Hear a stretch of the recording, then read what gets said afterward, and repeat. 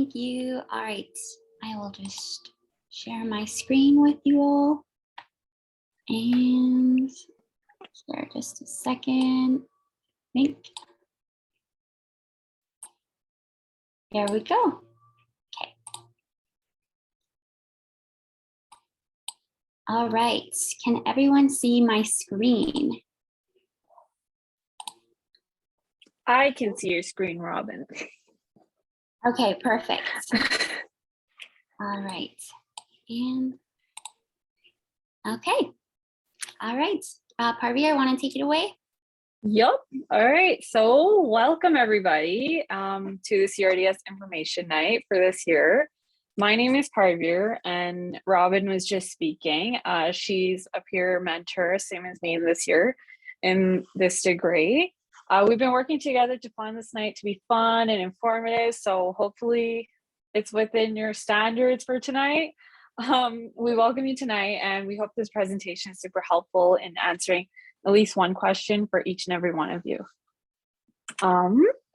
So next we would like to do a quick land acknowledgement. Even though we're meeting on Zoom tonight, we would still like to acknowledge the land we work on, live on, play on. So welcome to the University of Calgary. We would like to take this opportunity to acknowledge the traditional territories of the people of the Treaty 7 region in southern Alberta, which includes the Blackfoot Confederacy, comprising the Siksika, the Kainai, and the Piikani First Nations, as well as the Tsuut'ina First Nation and the Stoney Nakoda. It included the Chiniki, Bearspaw, and Wesley First Nations. The city of Calgary is also home to Métis Nation of Alberta, Region 3. We would also like to note that the University of Calgary is situated on land adjacent to where the Bow River meets the Elbow River, and that the traditional Blackfoot name of this place is Mohkinstsis, which we now call the city of Calgary.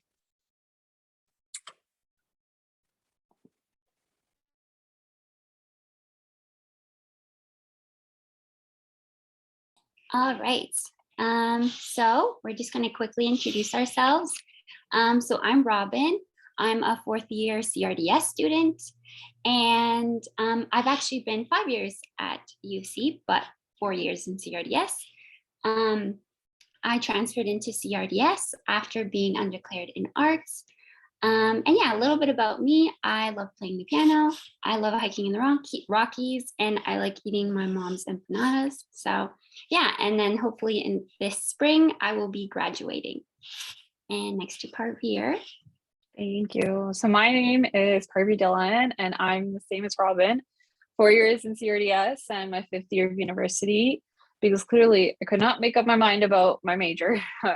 And I began out at the University of Calgary as an arts undeclared student straight out of high school because I didn't know where I wanted to go. And I spent the next year in Mount Royal at policy studies, where I volunteered in the hospital, and I'm like, this is not the major for me. So here I am, CRDS, suited to my goals. If I'm not a student, I'm at home creating something with my Cricut with a bunch of unfinished projects everywhere, or I'm stress baking in the kitchen. So that's me.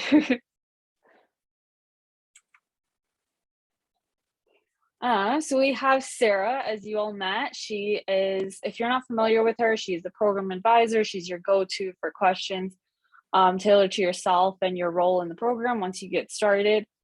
Even right now, like if you have questions, feel free to email her. It's right there. She's in the background. So thank you for being here, Sarah, and for getting this started. All right, so next we have our program agenda tonight. We'll be covering a program overview. We'll do jobs you can get with this degree. We have required and optional courses you can expect.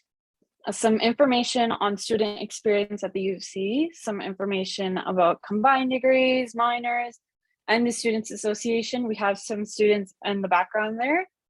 And we will end with our highlights and tips and tricks before a question seminar at the end. And you can look forward to 2 Kahoots along the way. We all love those. And that's on you, Robin. All right, okay, so we are gonna do a quick Kahoot. So I'm gonna just stop sharing my screen for a little bit, and then I'll share the code in the chat. So yeah, you can pull up kahoot.it and then I will put in the code right now. Okay. And let's see.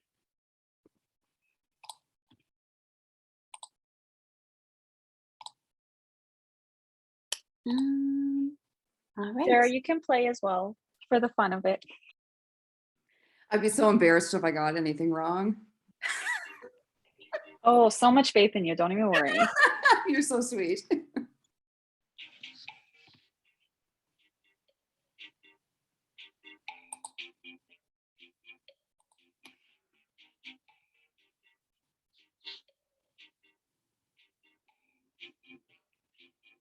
All right, I'll just wait a little bit until everyone is ready.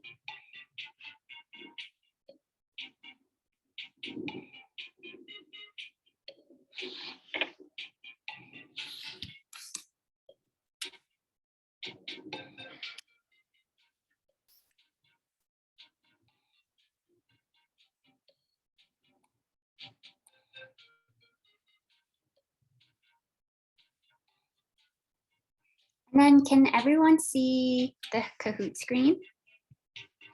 Okay, awesome.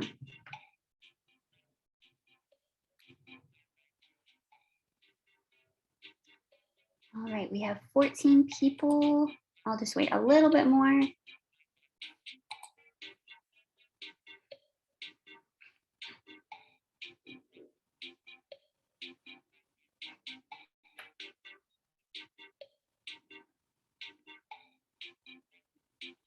Okay, should we start?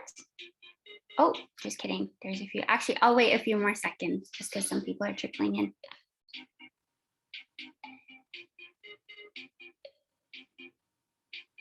All right, 16 people. And yeah, if you don't want to play, that is a-okay as well. I'm personally not that good at Kahoot, so I always mess up.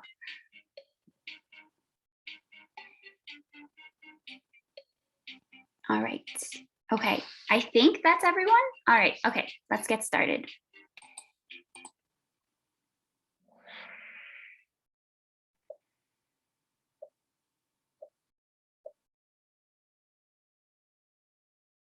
Okay, true or false? CRDS is a medical program.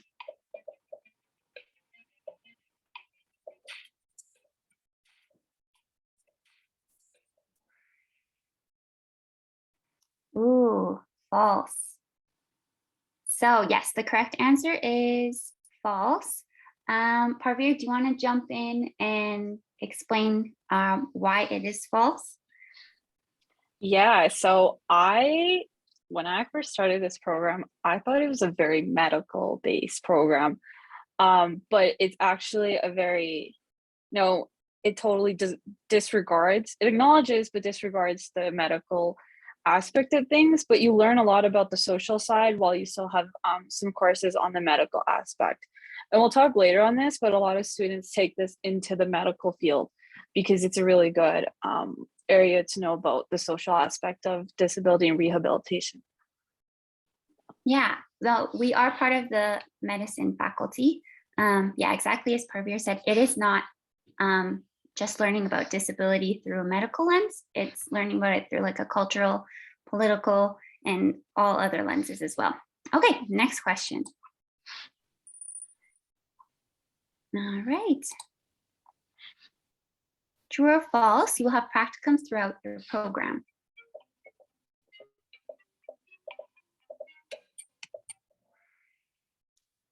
Which is true, and most of you got that right. Yes, you will have a few practicums in this program. We will touch on that. But yeah, you will be expecting that. All right. What is one future job you can have with this degree?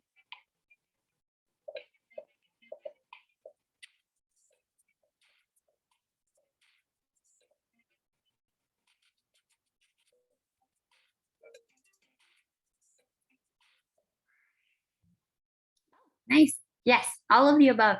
We will touch on this after, but there's a lot of possibilities that you can do with CRDS regarding your future career.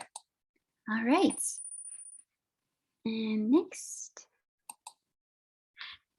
True or false, most students can get hired at their practicum sites.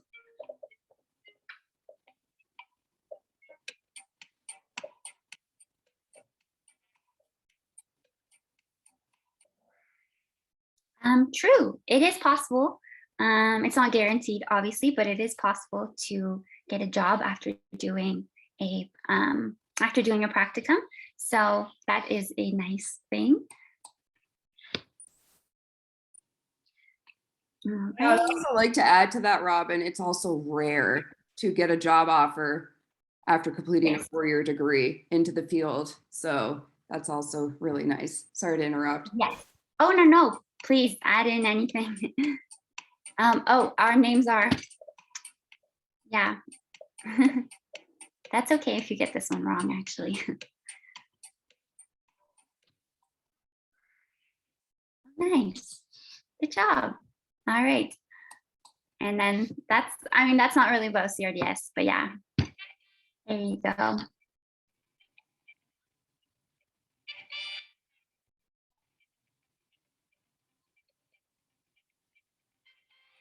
Yay, good job, Zoe. Look at that. You guys are pros at this already. All right. Okay, so we will go back to the slides. All right. Okay. All right. Sarah, this night is definitely about bragging rights. Okay. Right. All right, so thank you for participating in that Kahoot. Figured it's a nice way to just get some of those facts out like in the open. But on to this. So as you might be aware of, just getting into registering for this program night, CRDS stands for Community Rehabilitation and Disability Studies. It's a program under the Cummings School of Medicine, and when you graduate, your degree will say Bachelor of Community Rehab, in case you were wondering. This program is an interdisciplinary study of academic inquiry that includes leadership development, community building, innovation. We also promote social change and discuss and analyze theory and existing knowledge. And this is throughout your courses, your practicum. And this program is a series of courses meant to discuss the various aspects of the world of disability and rehabilitation, including different populations, communication skills, research theory, pathophysiology, and much more. And we have a course that obviously discusses kind of some challenges you'll face in the real world, concepts of empathy and sympathy, especially in the field once you graduate. So this program has a really good way of preparing you for the world that you would work in.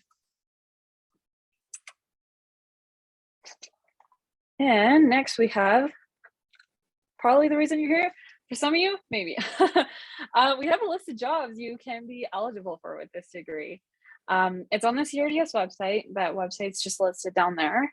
Some of the highlights out of this big list are policy analyst, an AISH consultant, community development worker, preschool teacher, case manager, program manager, respite care coordinator, executive director, child life specialist, return to work specialist. And some of the agencies or corporations you could work with include Alberta Health Services, CBE and CCSD schools, Calgary Quest schools, and education assistant. In-home services doing respite, the City of Calgary, the Government of Canada, or the Government of Alberta. I know a graduate who works with the Government of Alberta right now. I know I do respite care right now. Robin does as well. Robin, would you like to add anything on that? I feel like you summarized it pretty well, but yeah, I think there's definitely more than this as well. And these are quite a few already. But yeah, I'm doing respite at the moment as well, and I haven't graduated yet, so it's nice that I already have a job in the field while still studying in CRDS. Yeah, thank you. Carter or Robin, do you guys maybe want to explain what respite means to ones that maybe I are... was just gonna. Okay, so yeah, perfect, great. You just read my mind. Thank you, though. Yeah, respite, for anyone who doesn't know, it's in short form, it's short term. Well, it's like babysitting, but for special needs individuals. And in a bigger definition, it's short term relief for families with children with disabilities. I've worked with a child who has cerebral palsy. These families get funding from FSCD, from the government, and that's how they pay for you. So depending on the severity of the disability, the pay range can, the pay that you get per hour changes. So when I worked with the child with cerebral palsy, he had more, had a more severe disability, I guess. And so I got paid $20 an hour. And right now I work with a child with autism, and because he's kind of on the lower level, he's still able to function day to day. I get paid 17 an hour. So you can see how that would change, and you have opportunities to be a community aid as well. So this you don't really need a degree in, but you can just have enough experience in order to work with these families. And it's a really fun job. So yeah. All right, and on to the future with this degree. Some graduate opportunities with this degree include master's in science with a CRDS specialty, occupational therapy, physical therapy, speech therapy, social work. I plan to do an after degree in education to work in special ed. There's a Juris Doctor, a medical doctor. As we said, some students tend to go the medical route with this degree. We actually had a graduate student pursue law school with this degree. She graduated a year ago, I believe. So that's pretty interesting. And some courses in this program specifically include, these are some required courses that you would have to take. That includes 4 practicum courses, which is Core 205, 207, 487, 594, and 595. But that 205 might change because some students this year don't have a practicum, but we did in the past. We have a disability theory class, some research design, pathophysiology, and much more, including aging and families. Various core courses have guest lectures, so someone will come in from an agency and discuss this, or someone with experience in the field or doing research on this field will come in and discuss something to help you understand content. We have various assessment methods. So we have oral presentations, writing your papers, you write critical reflections, discussion posts, blog posts, and group projects. One other note, immunizations and police checks are required because you work with the vulnerable population. So that's just mandatory in the program for your practicum courses. And Robin and Sarah, feel free to add anything as we go. So some practicum agencies you can expect to have a placement at include AFS, at Autism Asperger's Friendship Society, CBE, CCSD schools, Rocky Mountain Adaptive, YMCA, Beauview Manor Adult Day Program, Tribal Retirement, LifeMark, Special Olympics, and much more. Your practicums are chosen roughly 2 months prior to your class beginning, and your practicum placement will be confirmed a month before up to a day before class. And be mindful of the fact that it is up to you to schedule in your practicum. You have a general availability that you give, but you are responsible for finding time in your classes and your practicum, which is nice to have that flexibility. Most core courses have an average of 2 sections, so you do need to register quickly because our program might be small, but it is competitive within students.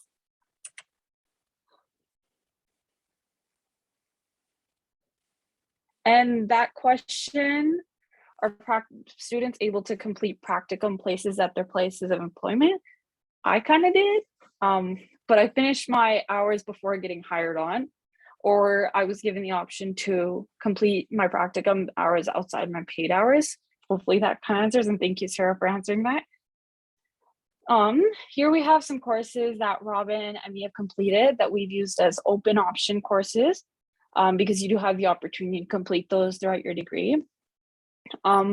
Geology 305 is on dinosaurs, is Greek and Roman studies, 211 on medical terminology, I know some high school students may be taking this through ZATE for extra credit in high school right now. There's Italian 201, Beginners Italian, Museum and Heritage Studies 211, Sociology 201, which is Intro Sociology, and Sociology 327 on Criminal Justice and Sociology. You have about 15 open option courses in your first 2 years, and your third and fourth year includes 8 defined course options. So you have to take these open options through, like you have to choose between from a given list, and use Reddit for all GPA boosters that's updated every year. So it's more relevant to the year that you're taking a course. And next up, and yes, thank you, Sarah. Use that CRDS website for all information. Like there's so much on there. Just learn to navigate the website. Yeah, is there any more questions in the chat? I can't see the chat very well, so just in case before we start the next Kahoot. But yeah, thanks Sarah for checking the chat for us as well. Guys, when people share the screen, if anybody else is familiar with Zoom, so they can't see the chat, so I have no problem monitoring it until. Thank you. or if you're not sure of something, just let me know. All right, good job. Thank you. Right. Thank you. All right, so we're gonna do another Kahoot real quick. And then I'm just gonna pull that up for you guys as well. All right, so here I'll put the pin in the chat again. And I just want to note that when we were talking about third and fourth year, if there are any students that are transfer students from a diploma program, you would be in that third and fourth year route. So that's where you would have those 8 options.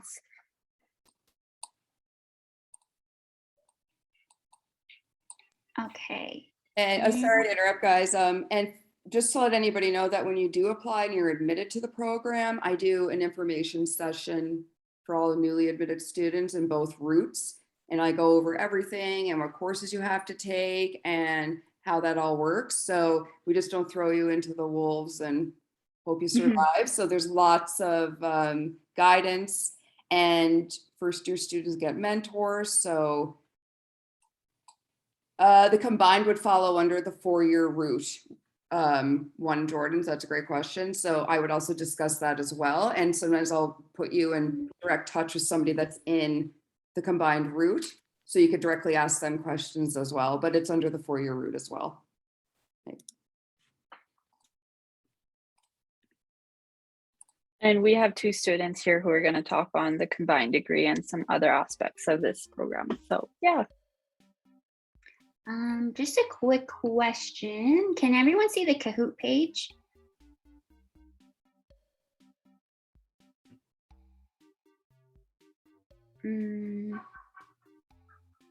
Okay, I'm just gonna wait and see. Let me see. Does this work? Oh, cool. Yeah, I have to open up the chat separately. Sadly, I can't see it on the side. So if you do ask questions, I'm not ignoring you.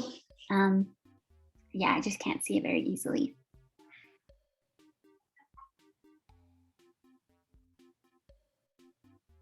All right, we will wait a little bit more, just maybe a minute more, and then we'll get started. And I don't know if Robin mentioned, but this is a Kahoot on the UC overall. The last one was on our program specifically. This is on UFC, so some interesting stuff. Yeah. Yes, thank you for adding that in. I forgot to add in what this Kahoot was about, but yes. All good. We're here for each other, Robin. All right, I think we'll get started. Okay, so UFC fact or fiction.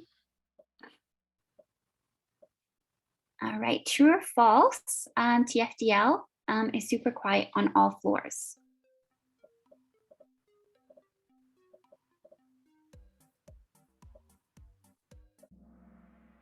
So false. Yeah, so the first 3 floors, you can talk at a normal volume. It's great if you want to hang out with friends. on those levels and study with them, but the 4th, 5th, and 6th floors are quiet study floors. So I would not recommend talking very loudly, maybe just whispering, or else you'll probably get some dirty looks. So yeah. Next, oh, sorry, my mouse. There we go. All right, next question, true or false? U of C and U of A battled over the painted rock with some dynamite, according to Parvier's orientation leader in 2017.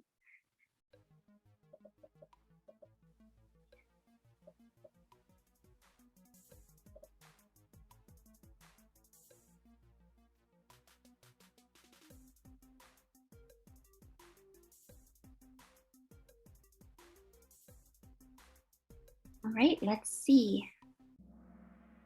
And it is true. Parvier, do you want to explain a little bit about that? Yeah, I'm surprised honestly that everyone knew, but if you hit next, off this Google book on the Wikipedia of Calgary, and based on my orientation leader, I guess the rock was blown up. It was, I don't know what it was originally, but my orientation leader told me it went into 3 pieces when U of C and U of A battled over it. So I don't know if U of A still has one. Sarah, I don't know if you can comment on that, but there was dynamite involved and U of A. To be honest, I've never heard of this battle. Really? So Yeah. I don't know much about it either. I'm intrigued. I just feel like it feels like I'm picturing like World War I battle for some reason, and I don't know why. Yeah, no, I've never heard of this. This is very interesting. And Well, there you go. yeah, dynamite. Go to orientation week for your first year students. It's yeah, you learn lots clearly. All right, next question. Yeah, I didn't know that either. My orientation leader didn't mention this. Oh wow. That's a fun fact though. Yeah, I couldn't find anything else. So yeah, right here it says competitions between the 2 universities have taken place over who has possession of the painted rock. So it's written on Google, but I couldn't find any like hard copy evidence on Google, which is surprising because it has everything but that. So might be on Reddit. What makes it so special? I don't know. I think they just wanted to like, it was a pride and passion thing. No idea. Wow, must have been a really quiet year. Oh, yeah. To be excited over it. Yep. All right, the Student Wellness Center offers free counseling. Oh, sorry guys. After that, Carly said she does have the whole story. Oh, perfect. Just after the Kahoot, that'd be great if you can explain it. Yeah. Oh, so yes, the Student Wellness Center does offer free counseling, which is true. So we'll speak more on that after. Yeah. All right. Okay. Places that worship the student discount are.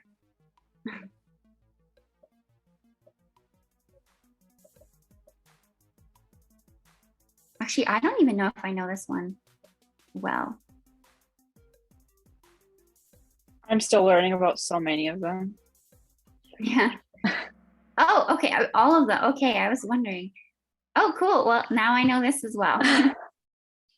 So yes, you can get student discounts at all of these places, which is very nice. Mm-hmm. And sorry, who was it? Carly, I believe, or yes, yeah. Carly, would you like to share, or is your mic not working? Yeah, how does she request to speak? Oh, I can ask you to unmute. That's cool. There we go. Yes. Oh, hi, Carly. Thank you. It worked. Hi. I was here to answer any admissions questions if you had them, but I definitely have the answer to the rock question. We talk about this on our campus tours. So basically what it was a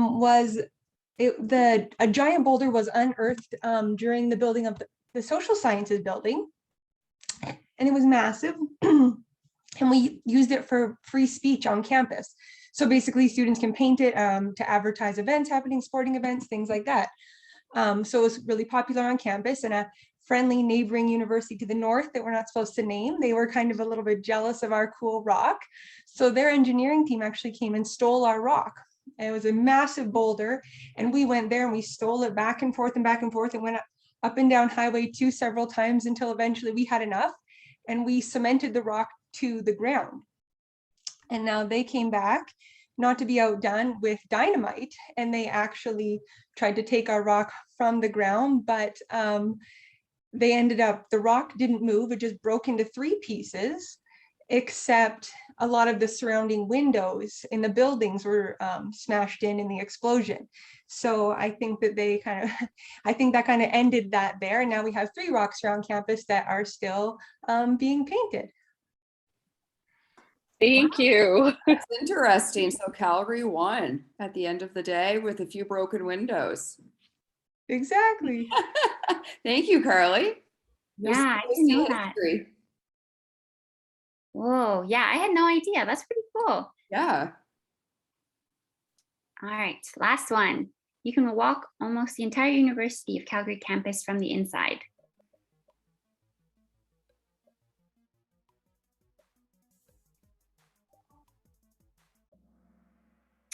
Which is true. It does take a very long time, but it is nice for the winter because it does get really cold. So yes, you can walk to most buildings, I would say, through the inside. I'm trying to think of the buildings you can't. Peel and that like Energy Suncor building across the street, I think, are the only 2. That makes sense. All right, let's see our winners.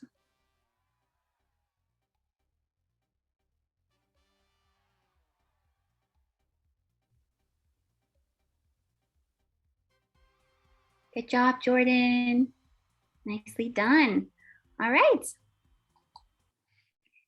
Okay, so we will continue with our slides. Okay.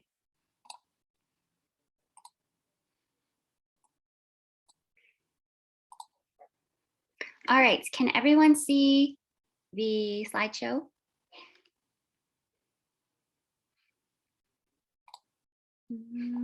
I'll quickly check the chat. Okay, awesome. All right, so I'll be speaking for the next couple of slides. So on this slide, I will talk a little bit about the student experience at U of C. Parveer and Sarah, or anyone else who knows, please jump in at any point if I make a mistake. So yes, please don't hesitate in correcting me if I do say something wrong. But yeah, so some of you may or may not know the Students' Union, or as most of us call it, the SU. So the SU serves to advocate, represent, and protect undergraduate student interests with the university and all levels of government. So the SU also provides essential services for students, such as whether you want to apply for financial aid or awards, rent a locker, or even get your taxes done for free. So also every year in March, undergraduate students elect a student government, so a president, 4 vice presidents, and 19 faculty representatives who represent you and your faculty. So if you're in CRDS, you will be voting for a med rep. I believe, I can't remember how many there are for, I know there's more than 1. Is it 2? I think there's 2 or 3 med reps. But yes, that happens every March. So I do recommend checking out the SU website because they manage so many of their services on campus, and they also have a ton of volunteer experiences that you can get involved with. So listed on there is Bound and Copied, which is also managed by the SU, and it's basically a book consignment place. So you can sell your used textbooks there or buy used textbooks for a cheaper price, which is nice. And then they also have a bunch of copying and printing services as well. So that can be very useful for some of your classes. And as we mentioned before, there is the painted rocks. So I've only seen 2 of them. Is there 3 on campus? I think someone mentioned before there was 3. But yeah, I've only seen the two. So apparently the rocks have been there since 1968, which I did not realize they had been there for so long. And you'll always see them painted with a message on them. They're used to express messages, campus events, or protests. So it's always cool to see what's on them. They change constantly. And then also, what else is listed there? The Safe Walk, that's also part of the SU. So I believe I've never used it before because I haven't had to stay on campus that late. But I know a lot of people like to use it if they're staying on campus late at night and they don't feel very safe walking around on campus. So you can call the number, and they're posted all over the place. And someone can come and accompany you, so that you feel a bit safer, because campus can be a little bit intimidating at night. So yeah. And what else? Oh yes, Mac Hall. So we have the McEwen Student Center, or as most of us call it, Mac Hall. And that's where you can find the SU, and it's managed by the SU. And you can find their services there as well. And that's where our main food court is. So it can be pretty hectic during lunchtime. So keep that in mind if you're needing to get lunch and you quickly have to go to class after, because you might have to stand in line for a good while. But yeah, you will definitely be in Mac Hall quite a bit.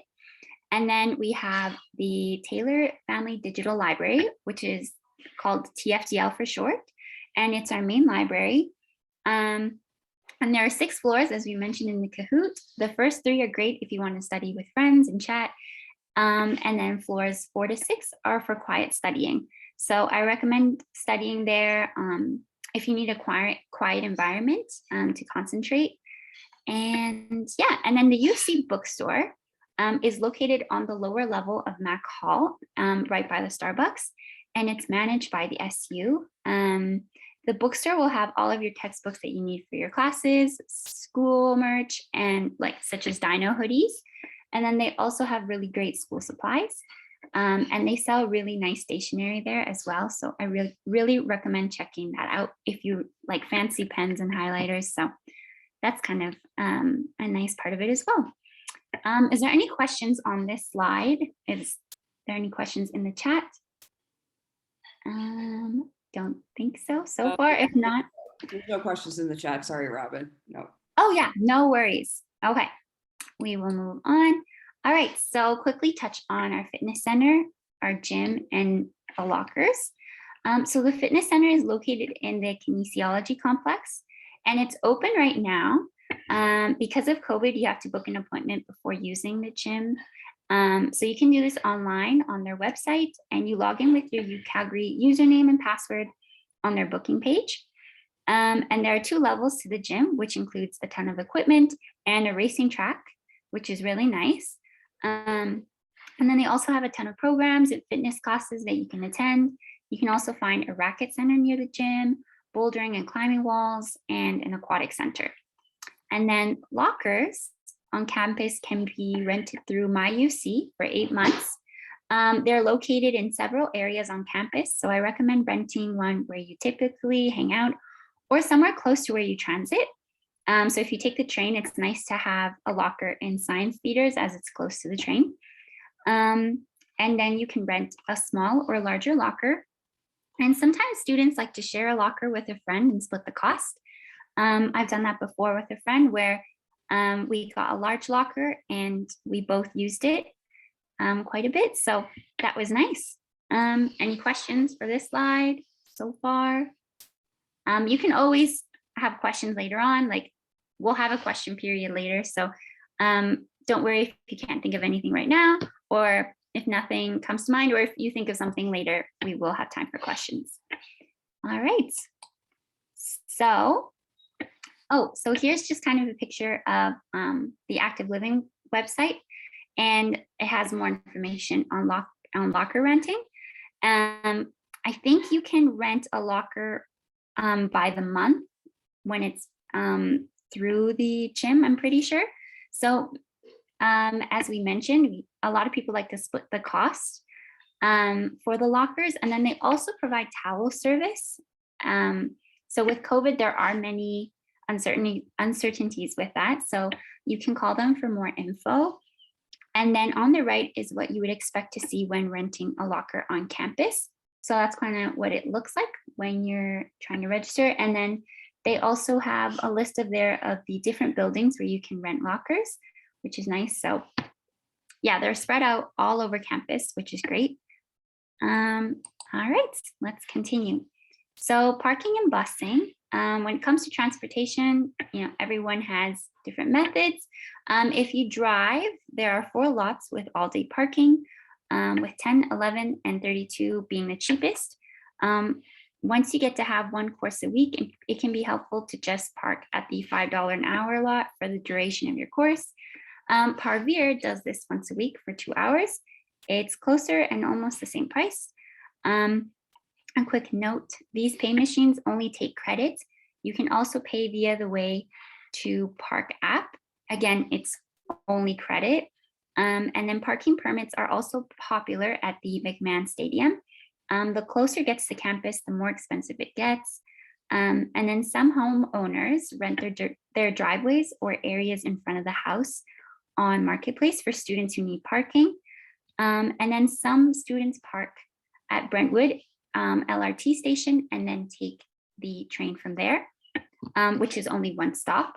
Some students like to park at the Brentwood station and then walk to campus. I would advise though that you can get a ticket from doing this. So again, I don't know if I would recommend it just in case. I think it is rare, but there is that risk just because it is for taking the train. So any questions on that? Is there any questions in the chat? I mean, also feel free to unmute yourself if you would like to ask a question. Anything in the chat? Nope. Oh, wait, we have one. What's the U-Pass? Oh, the U-Pass is basically our transit pass that we get. So you get a U-Pass when you are a full-time student, which is if you're taking 3 to 5 courses. I think we have a slide on it coming up, but yeah, the U-Pass, you can use it. Oh, actually, I do have it. Yeah. Here, a note on it. Yes. So I take transit. So the U-Pass is really helpful, and it is only $155 a month, or not a month, in total for the 4 months. But it has gone up in $5 over the past few years. So if you plan to take transit, yeah, definitely use your U-Pass. You can take it, you can use it for the bus, for the train, and now it's on an app, which is nice, because before it was on your student ID card and you would have a sticker on it, but now it's on an app that you can download. And so that's pretty handy in case you don't have your card on you. And then, yeah, if you plan to transit across campus as well, bus 9 and 20 are very common. And bus 9 comes from Dalhousie Station and bus 20 comes from Brentwood Station as well. So, yeah. Robin, sorry, there is another question. Yes. Is it just a digital for the U-Pass only? Yes. I think, yeah, It is. I think the app rolled out last year, right? Yeah, it is digital. It is only digital now. So, yeah, I'm not sure if we'll have the stickers back again next year, but right now it's only the app. All right. Okay, so here is the schedule builder. So you can see some pictures of it here, which a lot of people use to organize and sign up for their courses. It's really nice because you can see every semester. And so you can organize your courses this way, and you can see how many seats are available. The more courses you take, the earlier your enrollment appointment is as well. So we'll explain that in a little bit, but a quick tip I would say is to register for 5 to 6 courses and drop courses that you think don't suit you. So definitely, yeah, sign up for as many courses as you want. And then in the first week, you can check them out and then see which ones work best for you. So yeah, Parveer also mentioned. Sorry to add. Oh, sorry. I didn't mean to cut you off there. No, go for it. Just to add to this, and this is amazing that you're showing this right now because it's a great visual tool. When you do register for classes, and I do agree with Robin, it is a time after you enroll to play around with your class, like to look at your schedule. If you're not sure when you register in the spring, like, oh, I really don't want this class and you want to add another one, that's the time to do it. I do agree with Robin. You do have until like the middle of September to drop classes without paying for them. So don't feel like when you have a set schedule back in May that's it and you have no wiggle room to change anything around. As long as you are following the rules of the course to get in, which we could get into details if you decide you're going to come into this program. But definitely, Robin, that's a very good tip because some people feel like once they enroll, that's it. And they might not be happy with it once they start seeing what other classes are. Yeah. Depending on classes that could be open, if you are in open studies, yes, there is a chance you could take some. Yeah, that you can, if there's seats open. Sorry, Robin, said to add to that because it's great advice there. So. Oh, no worries. Feel free to jump in whenever. Yeah, and obviously, like I don't know all about it, so Sarah is definitely your go-to person when it comes to organizing your schedule. And yeah, so if you have any questions, definitely recommend checking your schedule with Sarah because she can definitely help you out with that. Because it can be intimidating at first and a bit overwhelming. So yeah. And Parveer had a note on this that when she was at Mount Royal, and when she was registering for courses, she didn't have something like this. So Schedule Builder is pretty unique to UC, which is nice. But yeah, I always use this to register for my courses. All right. So here is just a photo of what your tuition looks like and how it's broken down. Yeah, I think courses are around $600. So this is a look at 4 courses here. You can see your student services fee, which includes insurance and other things. You can pay for an athletic fee, I think it's called, the athletics fee. And then you can also opt out of the student unions fee as well and the UPass if you don't want to pay for the UPass as well. And then you can opt out of the student dental and health insurance, but most students do decide to keep it because they find it very helpful. But yeah, here's just like a quick picture of what it looks like on your My U of C. And then now we will jump into minors. So minors, to get a minor, you need 30 units to fulfill it. So 3 units equals 1 course. So usually that is 10 courses. And yeah, here's a picture of it. Parveer, do you know more about this? I don't know too much about minors, but do you mind jumping in, just explaining this a little bit?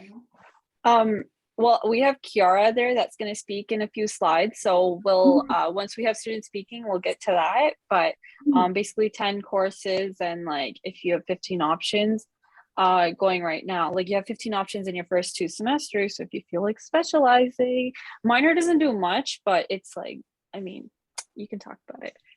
You can tell others you have a minor. Also to add to that, like Parveer said, when you're coming into the first year of the degree, typically you're not too worried about declaring a minor. You're just trying to survive your first year. But once you get into like second and third and beyond, yeah, like they said, it takes 10 classes and usually you will use them as options towards this degree. So it's not our degree in addition to the minor. You would try to work as many of your minor courses into it. The minor is just like a small focus on a particular area. So some people go into sociology, some people do a psych minor, health and society, or some people do our degree and do a linguistics minor because they're interested in like speech therapy, for example. So it's just something like that, or just to get a little more focus on a particular area. It's not required in a degree, our degree, is just something if a student's interested in pursuing that. Yeah, couldn't have said it better myself. So yeah, a minor, that's a minor summarize, but we will touch a little bit on that next. But yeah, we'll move on since we are running out of time. So I'm going to share a little bit the experience of one of our students who's doing a double major at the moment. So Anthony is majoring in CRDS and sociology. So we asked him these questions about his experience, and I will read his answers now. So what influenced you to have a double major? So he says, when I took Soci 201, I was immediately drawn into the criminal deviant side of it. I started taking more sociology courses and was originally just going to minor in it, but then I decided to pick up the double major because I really enjoyed the courses that I took. I stayed in CRDS because of the relationships I developed with my peers, and that's pretty much sums up how I started my double major. And then we asked, what was the application process for applying to have another major? This is what Anthony says.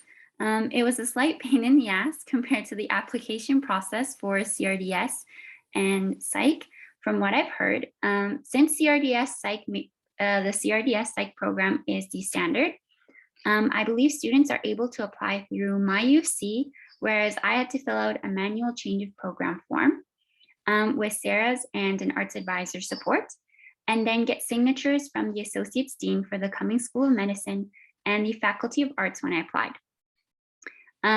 who were Dr. Ebba Kurtz and Dr. Virginia Tumas. All in all, it took me about 3 months to get everything ready. And then finally, what do you want to do with your double major? And he says, my goal as soon as I graduate is to get into the Calgary Police Service.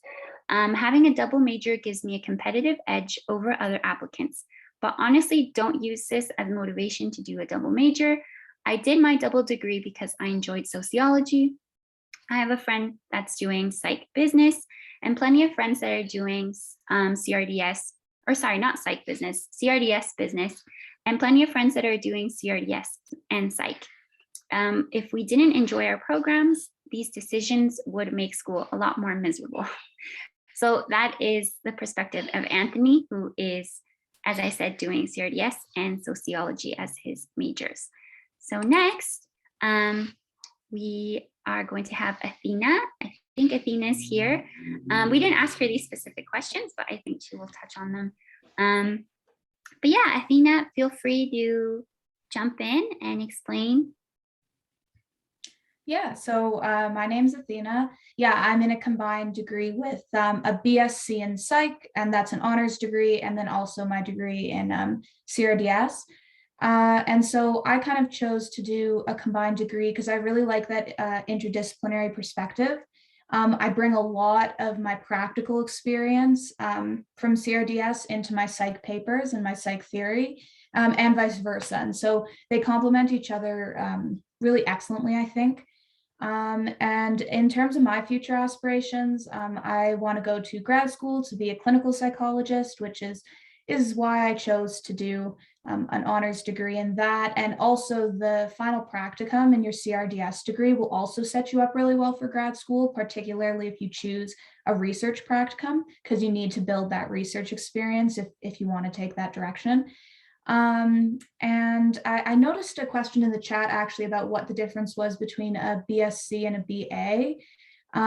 And so I chose to do a BSc because I thought that it was going to be better, but truthfully, it really doesn't matter. You have less choices if you take a BSc. The real downside with a combined degree is that you virtually have no options. You have like maybe 2 in your entire university career, because you keep filling out your options for one degree with the mandatory courses for your other degree. And so if you do a BSc, you're going to have even less open options because you have to take 2 bio, 2 chem, physics, and 2 math. And so that takes up a little extra space. But in terms of future aspirations, I really don't think you need to do a BSc unless maybe you want to go to med school, because you're going to need courses to prepare you for that. But otherwise, there's really no difference in terms of career aspirations. So I'll be here at the end. Oh yeah, that's Sarah. Yeah, so I'll be here at the end. So if you have any more questions, we can talk about it then. I also put my email in the chat. So, feel free to email me if you want to talk about course selection or just anything about the experience of being in a combined degree. So yeah. Thank you, Athena. Yeah, thank you so much. Yeah, all right, we will move on. Sorry, we might be going a little bit over time, but feel free if you need to go, you can, but yeah, this will be recorded. So anyways, we will move on. All right. Hi, everyone. I'm Kiara. So I'm in my 3rd year of CRDS, and I'll be quick.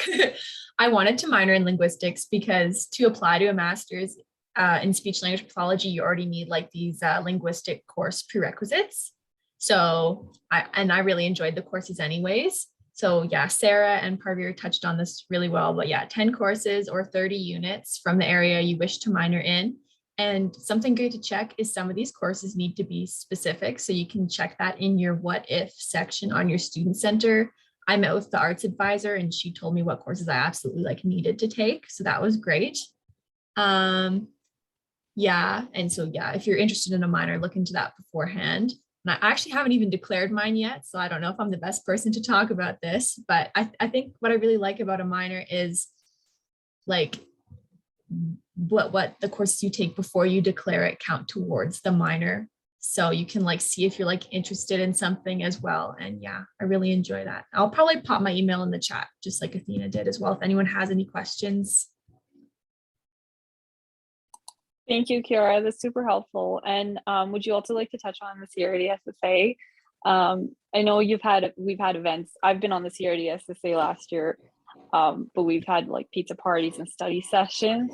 And we have access to the Med Students Lounge on Foothills campus. But is there anything else you would like to add?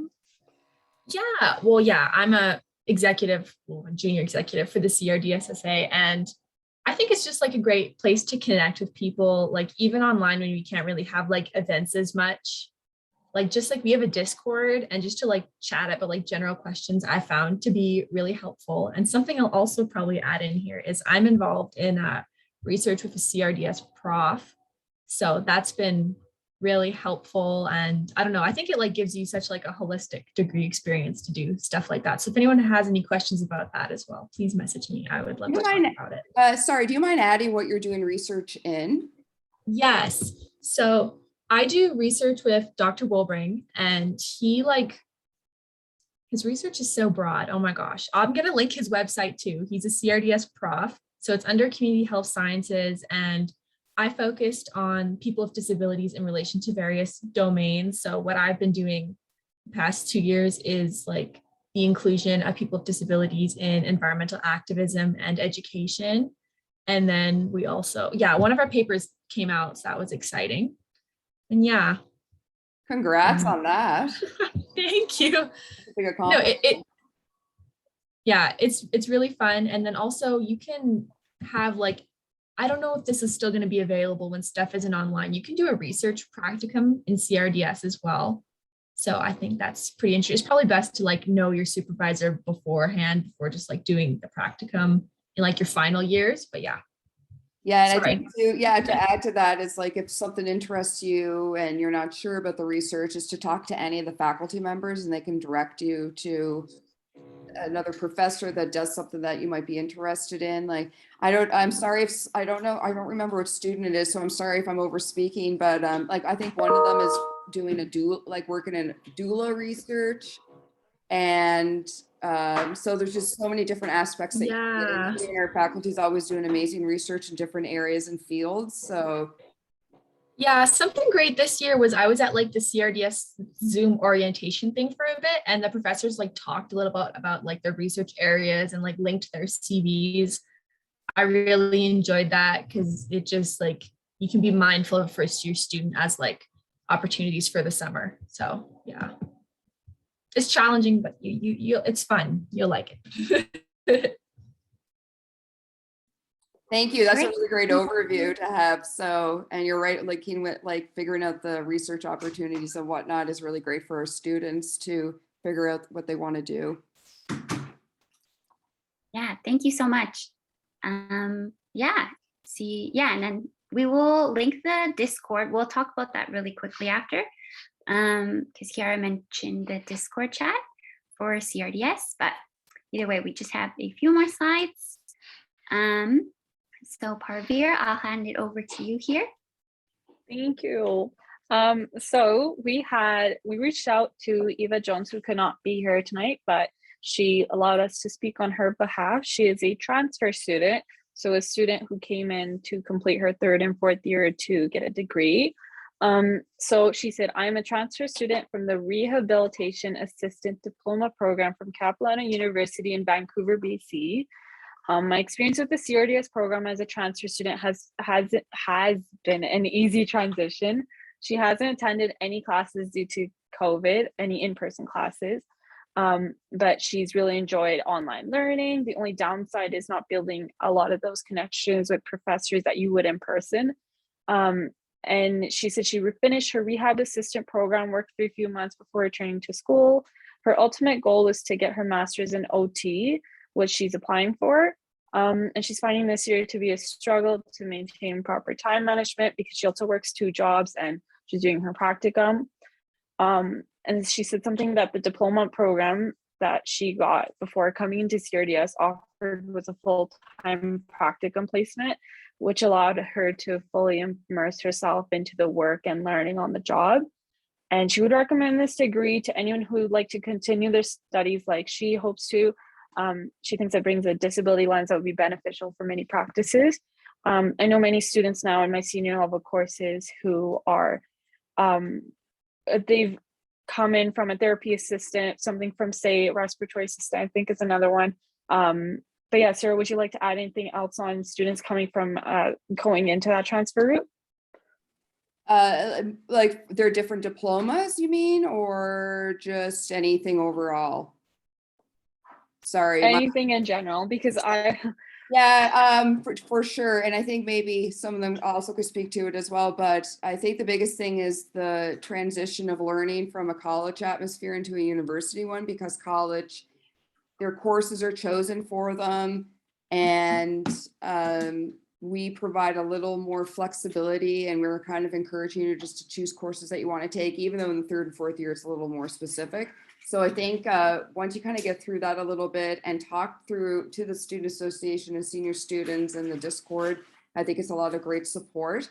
But I do find overall that once you kind of get into the first few weeks of your semester, the transfer students kind of get the groove of it all and figuring it out, and they do very well with it. So yeah, and actually, Parveer, you're right. There's a lot of students that are balancing education and work at the same time. I'm actually very astonished and very proud of our students.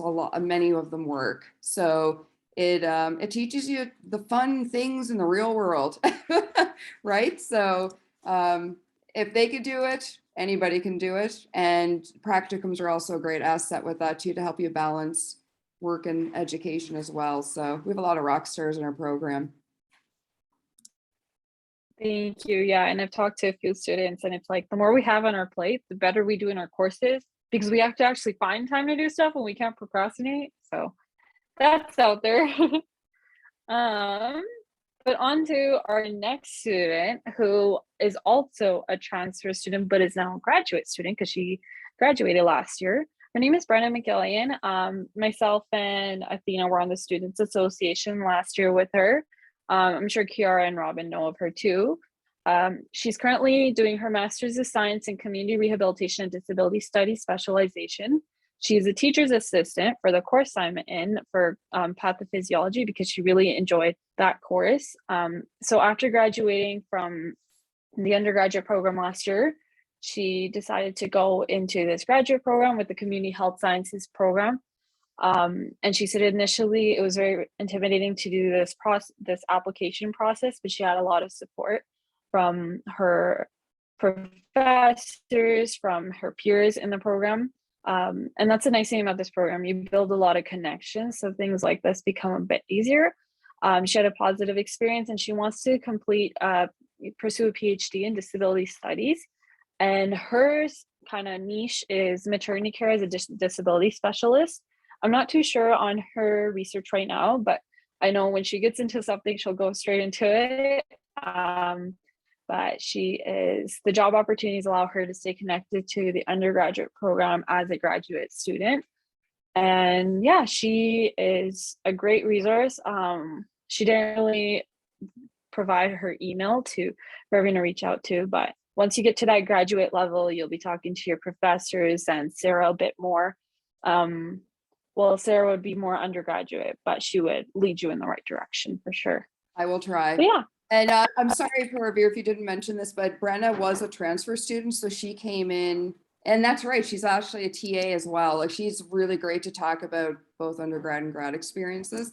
So she came in as a transfer student as well. And I think to add to that last slide, a lot of transfer students come in without that disability and community background. So that's also like, we're in the Faculty of Medicine because we're not a medical program, and we want the medical model to look at the patient as a person and the social aspect of it as well. So Brenna, like, who was so scared of research, she just got into it and she found her niche, and now she's pursuing her master's and into her PhD after that as well. So it's there's many possibilities. Yeah, of course. Yeah, and then also, Sarah, could you answer this question Jordan put in the chat? It's, are you able to do a minor with the Psych BA and CRDS combined degree? I think you answered this before and the answer was no, I think. You can do a minor with Psych and our program. You just can't do like a Psych minor because that's your major. So you can't double dip, and you can't declare us as a minor. But if you want to do the combined route of Psych and BCR, which is Bachelor Community Rehab, you can declare another minor like sociology or a language. A lot of people don't do that because they have to deal with 50 students, 50 courses. So they don't have a lot of wiggle room. And like Athena said too, you don't have a lot of options to work with. But I actually did have somebody declare a sociology minor in the combined route not long ago. I just approved it. So it's definitely possible. You just, if I might add, yeah, if sure. I might add to that, I don't think you would be able to do a minor if you were doing a BSc. From my experience, just with the extra courses you need for the sciences, I actually don't think it would be possible. I'm not 100% sure, but you'd have to look into that. I mean, I think this is my opinion, but if you're getting a combined degree, I don't really think getting a minor on top of that has a ton of value. So I would probably just stick with your combined degree, but that's just, you know, my personal experience. I agree too. And that's why I say it's rare, because like you said, you're already doing a combined degree between two programs and two different faculties. So adding a minor to that, it's not necessary, but if it's something you really want to pursue, you definitely can. It might take you longer than the traditional 5 years to complete it. That's how long a combined degree is. Most degrees are 4 years, so definitely up to you. But yeah, Athena, I do agree with you on that one. It's kind of not necessary, but it's your education. And if that's something you want to pursue and that's your interest, it just might take you a little longer.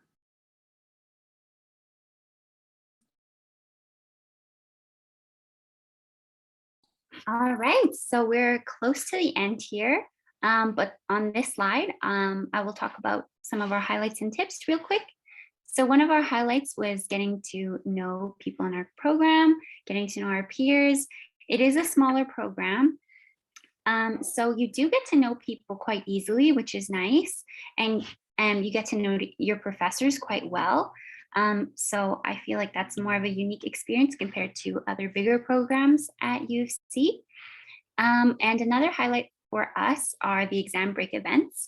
So the SU sometimes has these events nearing exam break, as some students start to feel very stressed around final season.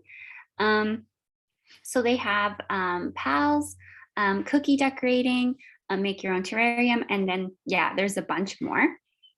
And also, as we mentioned before, there is a program-wide Discord, which I think is so helpful, and it's more new. I think I'm not sure when it started, but it did start recently. And I thought it was a great idea because you get to connect with other people in the program on the Discord. It's organized into different courses, so you can ask specific questions about a course to your other classmates who are also in the chat. And I have found that super helpful. You can also ask very general questions and basically anything that has to do with CRDS or not even CRDS related, but you can connect with other people in the same program. So that is great. And I will pop that into the chat, or Parveer as well could pop it into the chat, either one. And then, yeah. Oh, and then the Student Wellness Center. We also think this is a great resource. They are an on-campus resource for health and wellness support, with also a wide range of service options such as medical and mental health care, and as well as chiropractic and massage appointments. So just to summarize, a few tips that we have for you. I would recommend spreading out your option courses throughout your degree.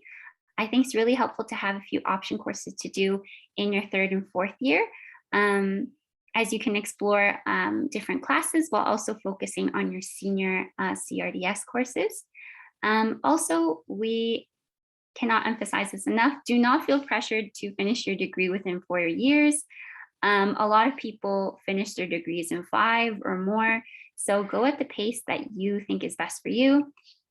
And again, check in with Sarah. She can help you plan out your courses and see if you're on the right track. And yeah, if you don't take 5 courses in winter or fall, you can always take, I'm getting a little tongue twisted.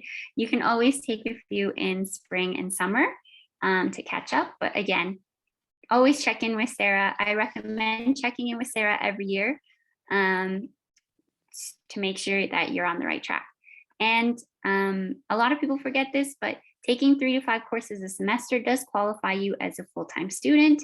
So again, that also, you can get a UPass with being a full-time student. So even if you're just taking 3 courses in a semester, you still are a full-time student. And lastly, the Student Accessibility Services is a great tool for those who require accommodations or academic support. If you have an IPP, LSP, ADHD, or anything that would qualify you for extra time and support, contact the Student Accessibility Services. So that kind of sums up some of our highlights and tips. Parveer, is there any that you want to add in, or anything that I forgot to mention? I just wanted to mention that after learning that I had ADHD, I applied for the disability grant. So you get $4,000 a year. It's split into $2,000 per semester. It's a grant for equipment and services. So you can get like a laptop, an iPad, some other programs or software for your computer if you require that. And you would obviously reach out to Student Accessibility Services for more information on that. You can go onto their website. Also, one thing I forgot to mention is I didn't know this in my first year. If you apply for a student loan, you get a $3,000 grant per semester. So like use that to pay off your student fees, and then, just pay off the loan. But that's if you're planning to apply for your loans. I didn't apply until my last year, but I know I wish I knew that in my first year. And the rest of the stuff I put in the chat really, but yeah. Mm-hmm. Oh, thanks, Kiara, for touching on the Student Success Center. Yes, that is very helpful. So thank you for mentioning that. That is another great tip that people forget to use. So yeah, that summarizes our presentation. If you have any questions, feel free to unmute yourself or pop them in the chat. So yeah, anyone, if you want to speak, you can. But yeah, no pressure. You can just type them in into the chat. Okay, is this more of a lecture-based course or is it hands-on? I would say it's mostly lecture-based, but the practicums do provide a lot of hands-on experience, which is awesome because you get to apply a lot of the concepts that you learn in your lectures in the practicum sites. So yeah, I think it's mostly lecture based, but the practicums do add on that hands-on element to it. Let me see, I'm just catching up with the chat here. Let's see. I mentioned that career services, which is on like resume building, cover letter building, guiding you in the right direction with your career. They kind of ask guiding questions. And then I've done counseling. So sessions just when my anxiety was bad. I was like, oh my gosh, I need someone to talk to. And the other thing I was going to mention was group work and how there's a lot of group work in this program, but our students are really good with, you don't really have a lot of conflicts with your groups, with your group members. Which is a nice thing about this program. We have good profs and good students. And oh, there is a question here that I saw. Oh, are there any recommended courses to take in high school? For me, I didn't take anything specific in high school. I made sure to look at the admission requirements and to see if I fit into that. But I'm trying to think, like I went to a small school that didn't have a lot of option courses available. So I can't really touch on that. But if anyone has, like Parveer, I don't know if you took any courses that might have helped. Also, I did provide the link and it does tell you the required courses, which is English 30-1 and Bio 30. And then the other 2 or 3 are approved courses that the U of C has, and they will go through your transcripts to see if you have them or not. So that's kind of where they are. So if you do go on that link, it will show you, like as a high school applicant, what exactly you need and what courses they do a review for approval. And then the competitive average is low 80s. Perfect. Thank you, Sarah. Can I say a question about practicum? Sorry, Robin. But would any of either Robin, Kiara, or Athena would like to touch on anything about practicums in general?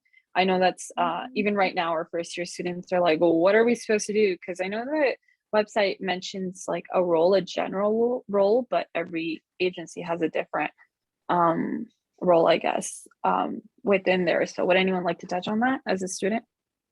I could quickly summarize my practicums. So for me, I did my practicums, most of my practicums were with preschool age kids. So I did my first practicum at Renfrew Educational Services, and I was in a classroom with 4 to 5 year olds, which was so cute. And so that was my intro practicum. And I just basically went in a few hours a week and I helped out in the classroom, and I kind of shadowed the roles a bit of the OTs and the teachers. So that was a really fun practicum. And then my next practicum was at Beauview Manor at the Adult Day program.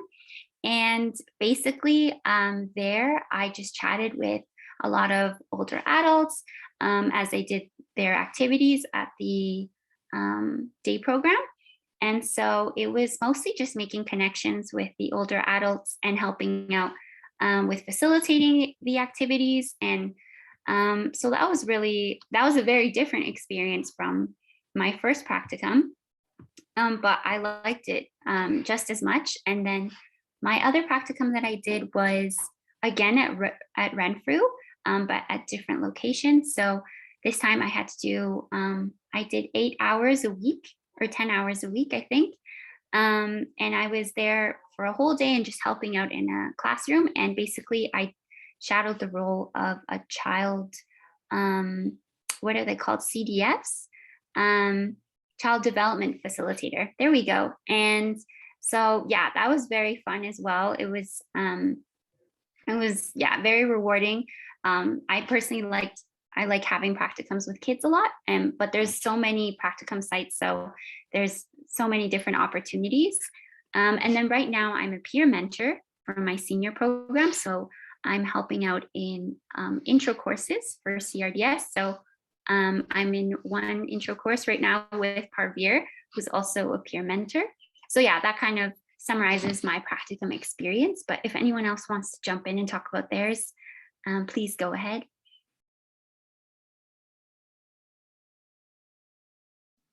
I also just want to add from staff point of view with practicums is that the mentors that you have are amazing, and they really help guide you along the ways of any practicum questions you have. And also we do have a practicum coordinator and her admin Val, and the coordinator's Patty, that they really help assist and set up to help you have the smoothest transition as possible to get a practicum site. And I know Robin mentioned that her sites were very different, and that's actually what our program wants the practicum experiences to be, because we want you to try different areas and different age groups and different agencies. So that's kind of the point of it as well. So you won't be working with like school-age children the whole degree. You could be working with seniors at one and like creating policies at another. So that's just something we really want to strive for, is a lot of variety in your practicums.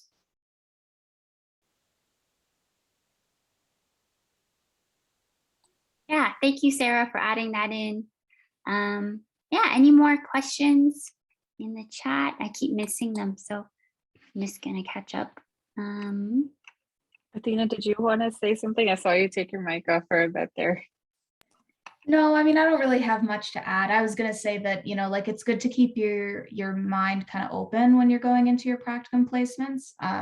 My placements were very different in some ways and kind of similar in others. I first started working at the prep program, which worked with, I was with kind of young, like tweens who had Down syndrome in a classroom setting. My second location was at AFS, which worked with young children all the way to adults with autism in a kind of a community setting. And then for my third practicum, I worked at the Society for Treatment of Autism, which was very different. It was a residential program with mostly teenagers with autism who were very low functioning. And so like originally I kind of, for some reason, didn't think that I wanted to work with people with autism. I was just, I don't know, I just didn't think that it was a population I was going to be interested in. And then when I got my first placement at AFS, I was like, okay, well, like it's close to my house, like I can make this work, like let's just try it. And it kind of turned into just my favorite population to work with. It's so complex and interesting, and I just really like working with people with autism, and that led me to my third practicum at the Society for Treatment of Autism. And so I just think that it's important to kind of keep an open mind. You know, don't do something you know you're going to hate, or something that's like super inconvenient and far away from your house. But equally, you might be really surprised by the experiences you have and how much those will motivate and inspire you. So.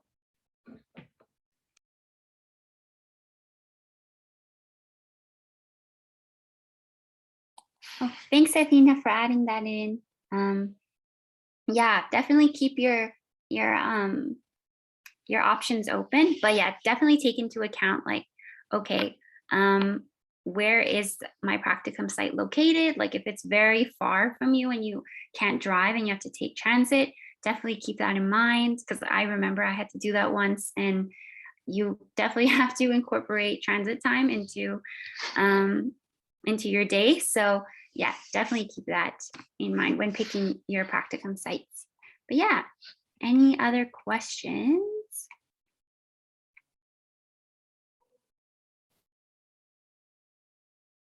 Oh, and then Parveer added in the chat with her practicum experience.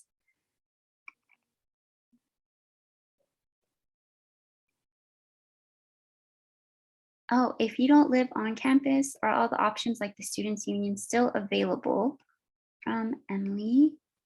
And then, oh yeah, Parveer answered that. I'm not exactly sure how that works. I do think they do offer, they actually do have like an online support. There's even like one for people that specifically do not live in Calgary to help with any resources you need through the Student Union. And then for fees and whatnot, if I think that there's not too many to drop, but I think you guys would probably know more about that too. Sorry, I might have made that question up, but I do get that asked a lot about which ones can be dropped. And I don't know myself what the student union does, but I know some are optional and some of them it's non-negotiable. You have to pay them as well. But yes, definitely with the resources with counseling and whatnot, there's everything's online as well as on campus. Thank you. Yeah, student donation, health and dental insurance can be opted out, but I mean, students keep it to like add on to their parents or whatnot. And I think you can get out of the athletics fee or the one for active living. But I think you have to go through different hoops for that one. But yeah.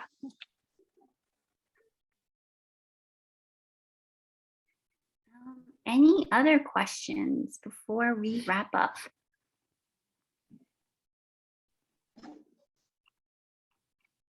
This is it because you're not allowed to ask any more questions after tonight. I'm just joking. Yeah, we can leave our emails in the chat.